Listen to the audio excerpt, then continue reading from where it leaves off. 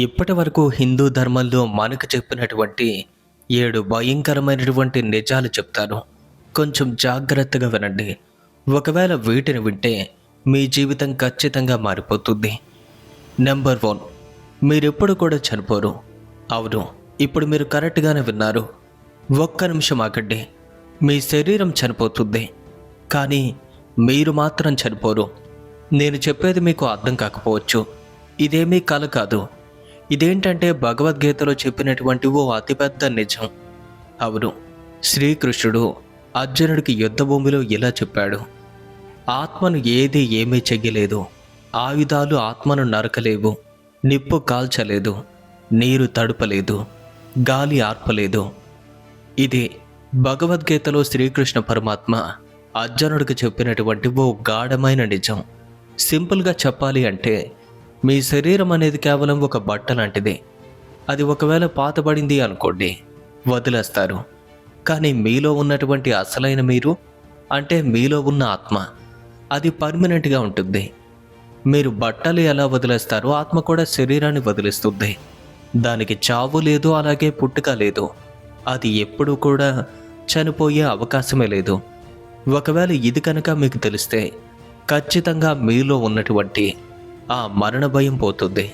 మీ జీవితం ఖచ్చితంగా తేలికవుతుంది. ఈ విషయాన్ని గుర్తుపెట్టుకోండి.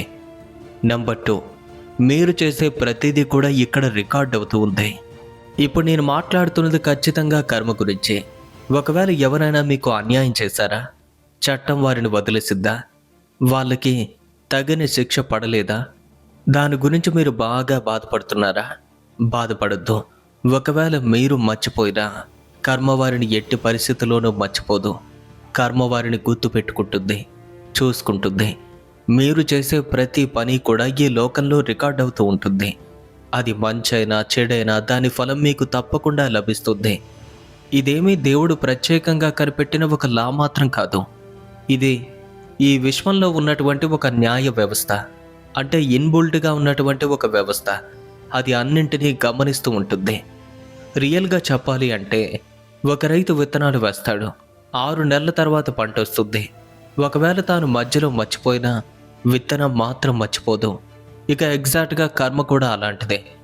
ఈ జన్మలో కాకపోతే వచ్చే జన్మలో ఖచ్చితంగా ఫలితం వచ్చే తీరుతుంది. ఒకవేళ మీరు ఇప్పుడు మంచి చేస్తే ఖచ్చితంగా మంచిని కూడా అనుభవిస్తారు. ఒక భయంకరమైన నిజం చెప్తాను. నేనెక్కడో విన్నాను, భగవంతుడి నుండైనా తప్పించుకోవచ్చేమో కానీ కర్మ నుండి ఎవ్వరూ తప్పించుకోలేరు అని. ఎగ్జాక్ట్గా ఆ వర్డ్ కూడా నిజం. నెంబర్ 3, మీరు ఒక పెద్ద కలలో జీవిస్తున్నారు. అవును, నేను చెప్తున్న మాట విన్నాక చాలామంది షాక్ అవుతారు. ఇప్పుడు మీ చుట్టూ ఉన్నవి చూడండి. ఇల్లు, కారు, డబ్బు, పేరు, పదవి, మీ చుట్టూ ఉండే మనుషులు, ఇదంతా కూడా కేవలం ఓ కథ. ఇక ఎగ్జాక్ట్గా వేదాంతం మనకేం చెప్తుంది అంటే, ఇవన్నీ కూడా మాయ అని. జగద్గురువు అయినటువంటి ఆది శంకరాచార్యులు కూడా ఎప్పుడూ చెప్పారు, బ్రహ్మ సత్యం జగన్ మిథ్య అని. దీని అర్థం ఏంటంటే, మీలో ఉన్న పరమాత్మ ఒక్కటే నిజం, ఈ జగత్తు మొత్తం కూడా బ్రహ్మ అని. ఎగ్జాంపుల్ చెప్తా చూడండి. రాత్రి కలలో మీరు ప్రమాదంలో పడతారు. మీకు భయంగా ఉంటుంది, నొప్పిగా ఉంటుంది, అంతా కూడా కంగారుగా, గందరగోళంగా. కానీ మెలకు వచ్చాక అంతా కూడా వదిలిపోతుంది. ఎగ్జాక్ట్గా ఈ లైఫ్ కూడా అలాంటిదే. మెలకు వచ్చినప్పుడు, అంటే మీకు మోక్షం వచ్చినప్పుడు, ఇదంతా కూడా ఓ కలలా అనిపిస్తుంది. అయితే మీకు ఇంకో బాధాకరమైనటువంటి నిజం చెప్తాను. మనం అసత్యం కోసం జీవితాంతం కూడా పరుగులు తీస్తూ ఉన్నాం. నిజమైన సుఖాన్ని వెతకడం మనం పూర్తిగా మర్చిపోయాం. మన చుట్టూ ఉన్నటువంటి ఈ మెటీరియలిస్టిక్ థింగ్స్, అంటే ఈ తాత్కాలికమైనటువంటి వస్తువుల మాయలో పడి మనల్ని మనమే మర్చిపోతున్నాం. ఇంకా నెంబర్ 4, చరిత్ర మళ్ళీ మళ్ళీ రిపీట్ అవుతుంది. మళ్ళీ మళ్ళీ కాలం వస్తూనే ఉంటుంది.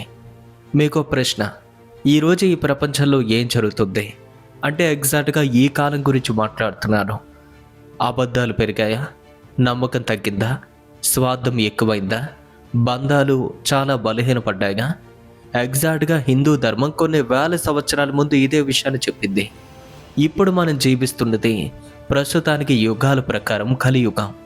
పురాణాల ప్రకారం ఈ కలియుగంలో మనం ఎలా ప్రవర్తిస్తున్నాం? మనుషులు బంధాలని, బంధుత్వాలని అన్నింటినీ కూడా వదిలేసి కేవలం డబ్బునే దేవుడిగా పూజించే రోజులు వచ్చాయి. ఇంకా గట్టిగా మాట్లాడుకుంటే డబ్బులుంటేనే వీఐపీ దర్శనాలు అన్న స్థాయికి వెళ్ళిపోయాం. అబద్ధం చెప్పేవాడు గెలుస్తూ ఉంటాడు. బంధాలు చాలా వరకు బలహీనపడ్డాయి. ఒకవేళ ఎవరైనా ధర్మంగా ఉంటే వారు ఖచ్చితంగా ఒక మూలను కూర్చోబెట్టేస్తారు, లేదా ధర్మం అనేది కంప్లీట్గా డౌన్ అయినట్టుగా కనిపిస్తుంది. ఒకసారి మీరు మీ చుట్టూ కూడా అబ్జర్వ్ చేసి మరీ చూడండి. ఇప్పుడు నేను చెప్పినటువంటి ప్రతి విషయం కూడా మీకు కనిపిస్తుందా? ఇంకో షాకింగ్ విషయం ఏంటంటే, వేల సంవత్సరాల క్రితం రాసినటువంటి పురాణాలు ఈ రోజుని అద్దంలో చూపినట్టుగా వర్ణించాయి. అవును, మీరు పురాణాల్లోకి వెళ్ళి ఒకసారి చూస్తే కలియుగం ఎలా ఉంటుందో మీకు క్లియర్గా అక్కడ ఎక్స్ప్లెయిన్ చేస్తుంది.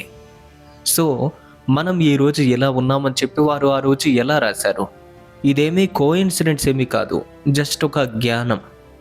ఇంకా నెంబర్ 5, మీరే దేవుడు. అవును, ఇది విన్నా కూడా చాలామంది షాక్ అవుతారు. ఉపనిషత్తులు చెప్పినటువంటి ఓ అతిపెద్ద రహస్యం ఏంటంటే, అహం బ్రహ్మాస్మి అంటే నేనే పరమాత్మను, తత్వమసి అది నువ్వే. మీరు ఒకవేళ అయ్యప్ప స్వామి ఆలయానికి వెళ్ళుంటే అక్కడ కూడా క్లియర్గా ఉంటుంది బోర్డులో తత్వమసి అది. అంటే మీరే బ్రహ్మ, మీరే పరబ్రహ్మ, అలాగే మీరే బ్రహ్మం కూడా. ఈ విషయాన్ని ఎందుకు మర్చిపోతున్నారు? సింపుల్గా మీకు విషయం అర్థమయ్యేలా చెప్తాను. సముద్రంలో ఒక అలను చూడండి. ఆ అల సముద్రంలో భాగమే కదా, వేరు కాదు కదా. అలాగే మీ ఆత్మ కూడా పరమాత్మలో భాగం. మీరు అలాగే ఆ పరమాత్మ రెండో వేరు కాదు. సో చాలామంది ఏంటంటే, మీరు దేవుణ్ణి చాలా దూరంగా వెతుకుతున్నారు, కానీ అసలైనటువంటి ఆ దేవుడు, అసలైనటువంటి ఆ పరమాత్మ మీలోనే ఉన్నాడు. ఇంకో అద్భుతమైనటువంటి నిజం ఏంటంటే, చాలామంది మీకు శక్తి లేదు అని ఎప్పుడూ అనుకోవద్దు. ఆ పరమాత్మ యొక్క శక్తి అలాగే చైతన్యం ఎప్పుడూ మీలోనే ఉంది. జస్ట్ అది నిద్రపోతూ ఉంది, మీరే దాన్ని మేల్కొల్పాలి. నెంబర్ 6, మీ ఆలోచనలే మీ జీవితాన్ని తయారు చేస్తాయి. అలాగే యద్భావం తద్భవతే. నువ్వు ఏం ఆలోచిస్తావో అది అవుతావు. మనగేవ మనుష్యానాం కారణం బంధ మోక్షయో. దీని యొక్క అర్థం ఏంటంటే, మనస్సే మనిషికి అలాగే బంధానికి కారణం. మనస్సే ప్రతిదానికి కారణమవుతుంది, అలాగే మనస్సే మోక్షానికి కారణం. అమృత బిందు ఉపనిషత్, దాని నుండి చెప్తున్నాను ఈ బోర్డ్ని. ఇప్పుడు మీరు రియల్ లైఫ్లో చూడండి, రోజు నేను ఫెయిల్ అవుతాను అనుకునేవాడు ఖచ్చితంగా ఫెయిల్ అవుతాడు. నేను చేయగలను, నేను ఇది సాధిస్తాను అనుకునేవాడు ఖచ్చితంగా దాన్నైతే సాధిస్తాడు. ఇదేమీ పెద్ద మోడర్న్ సైకాలజీ కాదు, వేల సంవత్సరాల నాటి వేదాంతం. యద్భావం తద్భవతి. నువ్వు ఏది ఆలోచిస్తే అదే అవుతావు. మంచి అయితే మంచి, చెడైతే చెడు. కానీ మీ మనస్సు మీ మిత్రుడు కావచ్చు, అలాగే మీ శత్రువు కూడా కావచ్చు. అది ఎవరి చేతిలో ఉంది అంటే మన చేతిలోనే. మనం ఎలా మలుచుకుంటే అలా. అయితే ఈరోజు మీరు ఏం ఆలోచిస్తున్నారో రేపటి మీ జీవితం కూడా అదే అవుతుంది. ఈ విషయాన్ని గుర్తుపెట్టుకోండి. నెంబర్ 7, మీరు ఒంటరిగా లేరు, అంతా ఒక్కటే. ఈ విషయం కూడా చాలా ఇంపార్టెంట్. అది చాలా అద్భుతమైనటువంటి మాట. దీన్ని మీకు అర్థమయ్యేలా చెప్పడానికి ముందు ఒక విషయాన్ని చెప్తాను. ఈశావాస్యమిదం సర్వం. దీని యొక్క అర్థం ఏంటంటే, ఈ విశ్వంలో కనిపించే ప్రతి వస్తువులోనూ, ప్రతి జీవిలోనూ ఆ పరమాత్మ ఉన్నాడు అని చెప్తుంది. మీ కనపడే చెట్టులో దేవుడు ఉన్నాడు, నదిలో ఉన్నాడు, జంతువులో ఉన్నాడు, మీ శత్రువులో అలాగే మీ మిత్రువులో కూడా ఉన్నాడు. ఒకవేళ ఇది కనుక మీకు అర్థమైంది అనుకోండి, ఖచ్చితంగా మీ లైఫ్ మారిపోతుంది. ఒకవేళ మీరు ఎవరినైనా హర్ట్ చేస్తే మిమ్మల్ని మీరే హర్ట్ చేసుకుంటున్నట్టు. మీరు ఎవరికైనా సాయం చేస్తే మీకు మీరే సహాయం చేసుకుంటున్నారు. ఎందుకంటే ఇక్కడ ఉన్నటువంటి అందరం కూడా ఒక్కటే. కనిపించే ప్రతి దానిలో కూడా పరమాత్మ. అందరిలో ఏ జ్యోతి అయితే వెలుగుతుందో అదే మీలో కూడా ఉంది. మీకు మీ జీవితాన్ని మార్చే ఓ నిజాన్ని చెప్తాను. మీరు ఒంటరిగా పుట్టారు, ఒంటరిగా పోతారు అని చెప్పి చాలామంది బాధపడుతూ ఉంటారు. కానీ చెప్పండి, నిజానికి మీరు ఎప్పుడూ కూడా ఒంటరిగా లేరు. ఎందుకంటే ఈ సమస్త విశ్వం కూడా మీతోనే ఉంది. మీరు ఒంటరిగా ఎలా ఉంటారు? పంచభూతాలు కూడా మీ చుట్టూనే ఉంటాయి కదా. ఎందుకు ఈ విషయాన్ని గమనించడం లేదు? ఇప్పుడు మీరు విన్నటువంటి ఈ 7 నిజాలు కూడా ఇవి కేవలం మతానికి సంబంధించినవి కాదు, మన జీవితానికి సంబంధించిన గొప్ప సత్యాలు. వేల సంవత్సరాల క్రితం మన పూర్వీకులు కనుగొన్నటువంటి అపారమైన అద్భుత జ్ఞానం. ఇది ఇప్పటికీ సత్యం. అయితే ఒక్క విషయాన్ని గుర్తుపెట్టుకోండి, సత్యమేవ చైతే. నిజమే ఎప్పటికీ గెలుస్తూ ఉంటుంది. కొన్నిసార్లు లేట్ అవ్వచ్చేమో, బట్ గెలవటం మాత్రం పక్కా.